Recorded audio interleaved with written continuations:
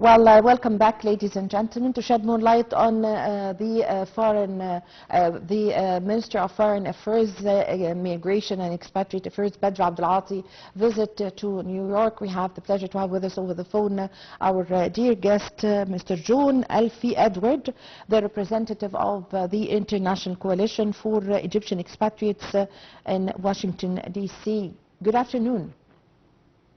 Good afternoon. Hello? Sir, can you hear me? I can hear you.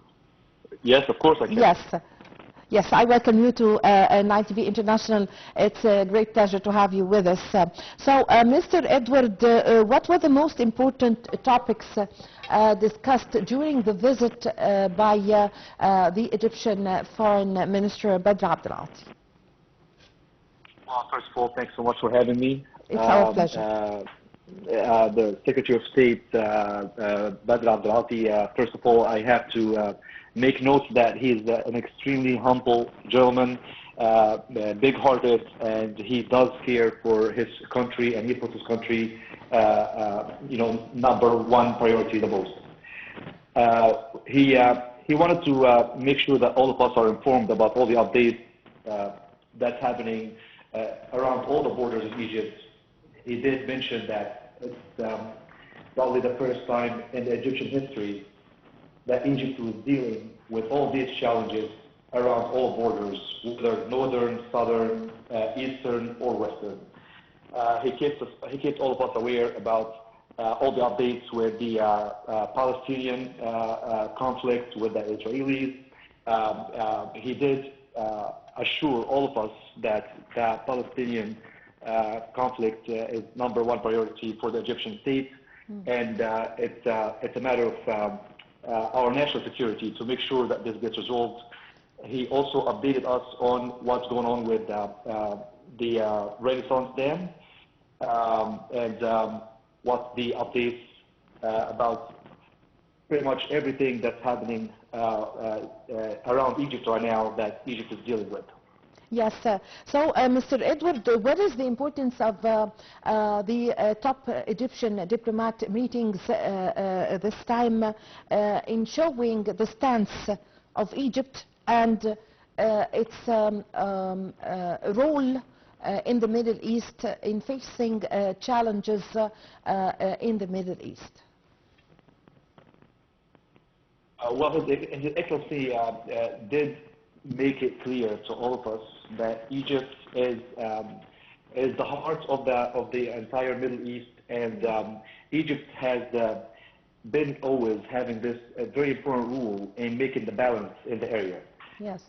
So there's no way you'll find peace in the Middle East without making sure that Egypt is involved and leading any conversation or any negotiations that's taking place regarding any conflict that's going on. Can we say, Mr. Edward, that also the meetings or the visit by the top Egyptian diplomat Badr Abdelati is a continuation to the big role played by Egypt as a mediator in calling for a ceasefire and in easing or taking a stance for the sake of the civilians in Palestine? That is for sure, and His Excellency did make it clear also to all of us that Egypt has been taken on its mission that the Palestinians are safe, and the conflict in Gaza and that's going on in Palestine now, even all the updates that's happening in southern Lebanon, Egypt is taking the lead in ceasefire negotiations, and we have been Egypt has been the mediator and taking the lead in these negotiations for a long time historically, and right now the role is even more important. Yes. Also, I'd like to ask you, Mr. Edward, about the expatriates, the Egyptian expatriates in the United States, and how the top Egyptian diplomat, the Foreign Minister Badr Abdelati, spoke about the Egyptian expatriates.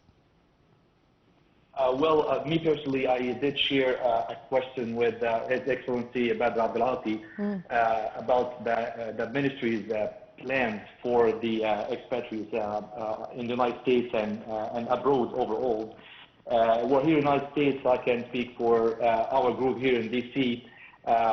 We're involved in the American community with like so many different ways, in culture, and economic, and so many different ways that we somehow we can make some impact on how Americans in the D.C. area or United States think about the Middle East and think about Egypt. We did make it clear to him, and he was aware that we play a major role, that we are the real ambassadors of Egypt. Yes. To represent what the Egyptian state stands for. Yes, of course, we're proud of you. Mr. Edward, I'd like to ask you about concerning also the Egyptian expatriates, still in the same point, the Egyptian expatriates and the opportunities that they could share or participate and make a kind of cooperation with their homeland in Egypt in participating in projects that are taking place in Egypt. We do this in so many different ways. Well, first of all, His Excellency did also inform us that the Egyptians approach transfers, money transfer to to back home, to our homeland in Egypt, has been a major contribution in the Egyptian economy.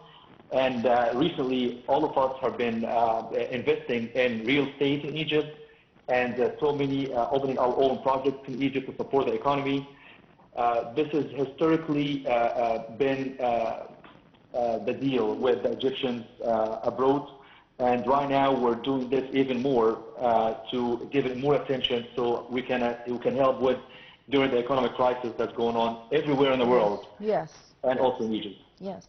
Also, the connection between Egyptian expatriates in the United States with their homeland. So the connections are super strong. We always go back to Egypt almost every year, and almost every other year, sometimes twice a year. We want to make sure that those generations, our children that are born and raised in the United States, are still tied to their home country, their homeland.